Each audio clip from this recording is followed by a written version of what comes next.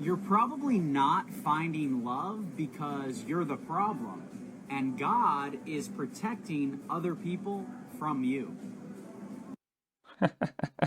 So he says with his sleek back hair, the condescending expression, the exaggerated mannerisms as he sucks down some Dr. Pepper or Coke free, aspartame and corn syrup addled, the Tabasco bottle no doubt being used by his life partner as she inserts it up another orifice in the name of biblical equality.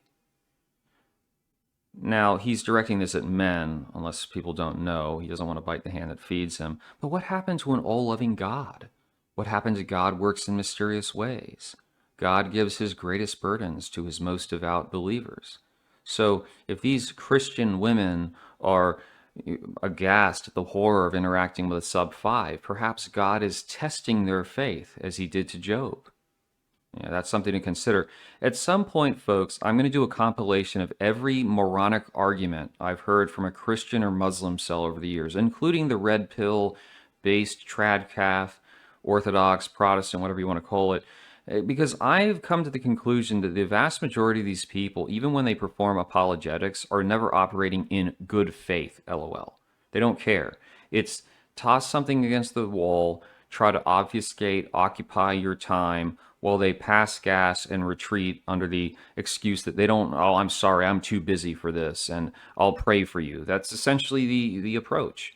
I mean, it's no surprise religion has lost so much credibility when you consider how the adherents behave. And this guy is a classic example. He's attacking men, and it's not really men, but it's a caricature. It's always this kid who's so negative, living in their mom's basement and doesn't have a good outlook on life. I mean, hell, I've been accused by people, you know, you're an inkwell living in your mom's basement. It's like, I wish I was. If I was making the money I do and I lived in my mom's basement, I'd probably be retired in like 3 years from now. At this point, instead, I've got two cars, I have a mortgage, and then I have to do right by boomers by performing self improvement on a house. But this is being successful. But there's a lot of guys who are, maybe not on the house front because the interest rates are kind of exaggerated, but there are guys that have got their life together, and yet women still don't want them. And there's little, fillators like this person here who's going to go, oh, yeah, it's a you problem. God's protecting them from you. I mean, what a nice God, right? God is now making it impossible for you to reproduce. That's a reason to join the church, isn't it? You can't make this stuff up. I'm sorry.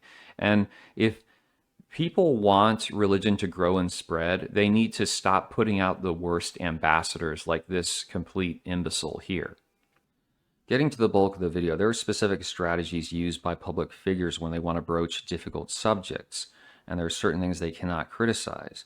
But at times, you go, where's the logic in your approach? So Trump recently said he wants to staple a green card to the diplomas of those who graduate from as little as an American community college. This is totally bonkers and insane. It would create a limitless supply of flotsam and jetsam from the third world. And you could go, oh, it's 4D chess. He just wants the corporate money. Well, why not say that behind closed doors, not publicly on national television?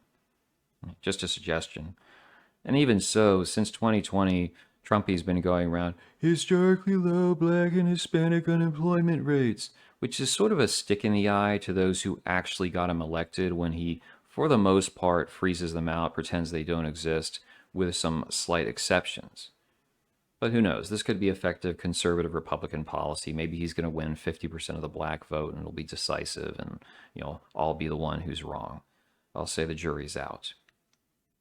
With all that being said, the current debate on reparations in California is a perfect microcosm of what our politics are turning into.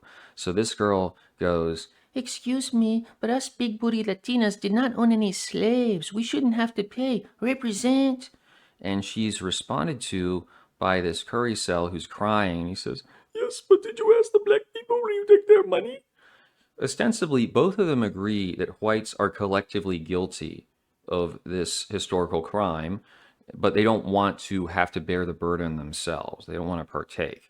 It's ridiculous, of course. You lay aside your prejudice and ignorance. Chattel slavery flourished in the American South as a means of crushing the aspirations of organized free white labor, and those populations were deliberately kept poor, uneducated, such that they could not be a threat. They're still the one group that you can insult, mock with impunity, whereas others have special protections. But this is what we're looking at.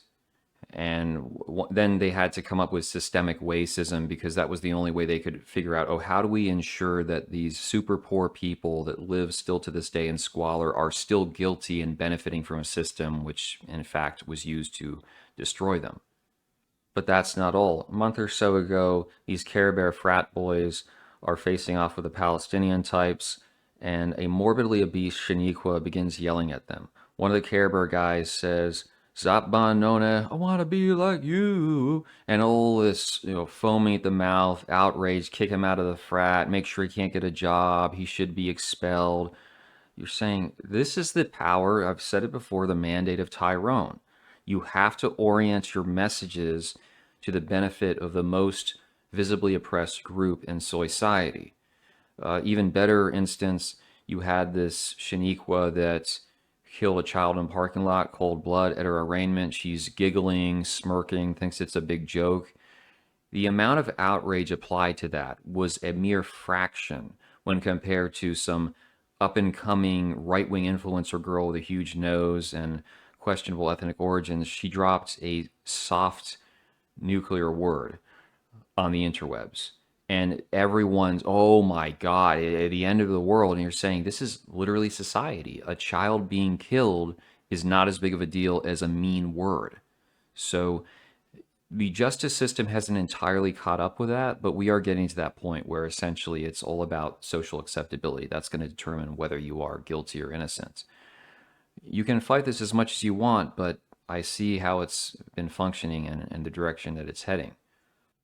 We see a similar dynamic currently playing out in Europe. So they have their parliamentary elections. You might take a glance and say, well, initially it's quite compelling, but you have to understand these right wing movements, so called, have only gotten near the reins of power because they bent the knee. Biden Democrats had to become pro Care Bear land. Geert Wilders, his coalition agreement stipulates one of the heinous crimes that can get you deported is if you speak out against Care Bears. Giorgia Meloni, Fratelli d'Italia, is importing a bunch of foreign workers, Law and Justice the same way.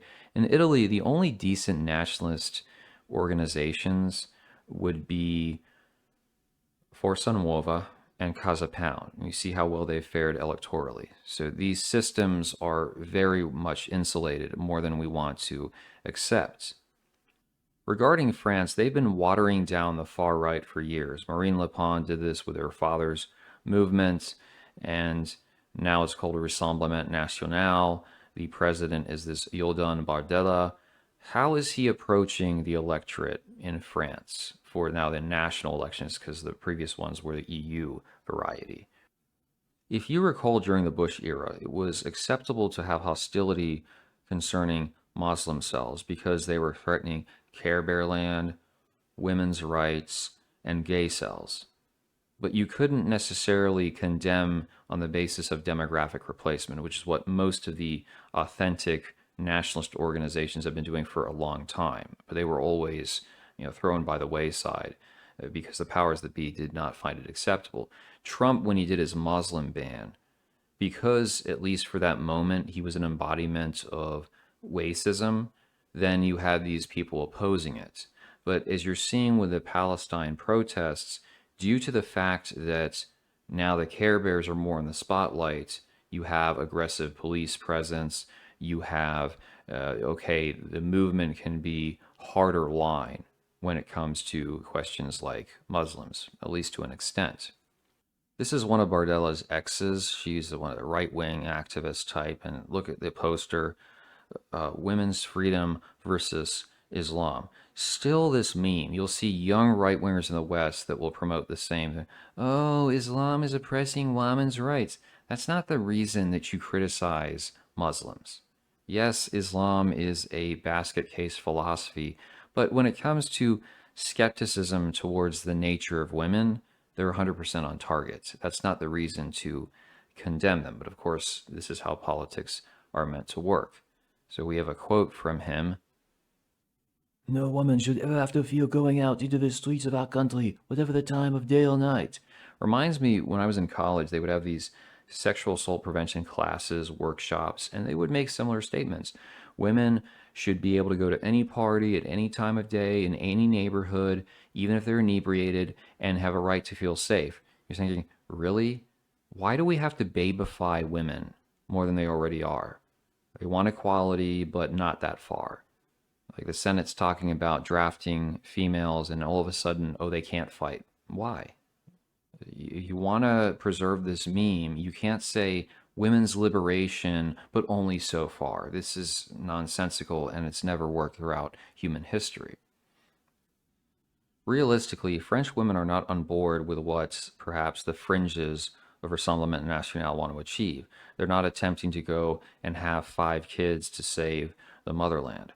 They just want to be able to go to clubs, get wasted drunk, and not be harassed by Muslim cells or sub-Saharan cells. When it comes to perhaps Koku or Chadam, different story. Although I don't know if we can include Chadam.